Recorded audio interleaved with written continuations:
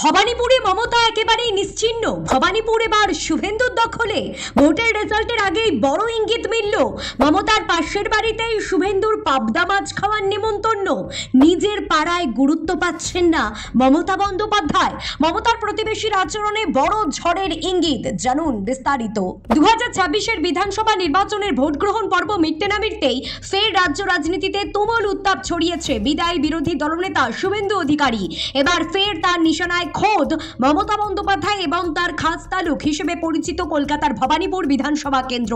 শুভেন্দু অধিকারী সংবাদ মাধ্যমের মুখোমুখি হয়ে আত্মবিশ্বাসের সঙ্গে বলেছেন, মমতা ব্যানার্জি নিজের পাড়ার বুথ অর্থাৎ মিত্র ইনস্টিটিউশনে অন্তত 200 ভোটে হারবেন এবার। আমার এই কথা রেকর্ড করে রাখুন, চৌঠা মে মিলিয়ে নেবেন। তার দাবি, ভবানীপুরে এবার সরকার বিরোধী হাওয়া এতটাই প্রবল যে খোদ মমতা বন্দ্যোপাধ্যায়ের গড়েও ফাটল ধরছে। নিজের দাবির সপক্ষে একটি চাঞ্চল্যকর অভিজ্ঞতার কথা জানিয়েছেন শুভেন্দু অধিকারী। তিনি বলেন, গতকাল দুপুরবেলা মিত্র ইনস্টিটিউশনের বুথে মমতা ব্যানার্জির পাশের বাড়ির এক মহিলা আমার সঙ্গে কথা বলেছে, দেখা করেছেন তিনি প্রকাশ্যে আমাকে বলল, আজ বাড়িতে পাবদা মাছ রান্না করেছি, আপনি খেতে আসুন। শুভেন্দু বলেন, এটা আমার সাজানো কোনো ড্রামা নয়। সেখানে উপস্থিত অনেক সাংবাদিকই এই ঘটনার সাক্ষী।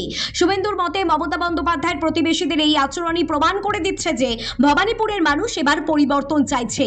ভবানীপুরে উচ্চ হারে ভোটদান এবং অবাঙালি ভোটারদের প্রভাব শেষ পর্যন্ত কার দিকে যায় তা নিয়ে এখন রাজ্য জুড়ে আলোচনা তুঙ্গে। বিরোধী দলনেতার এই মন্তব্যকে কেন্দ্র করে তৃণমূল শিবিরের তীব্র প্রতিক্রিয়া শুরু হয়েছে। শাসক দলের দাবি, পরাজয় নিশ্চিত বুঝে শুভেন্দু অধিকারী অবান্তর গল্প ফাঁদছেন।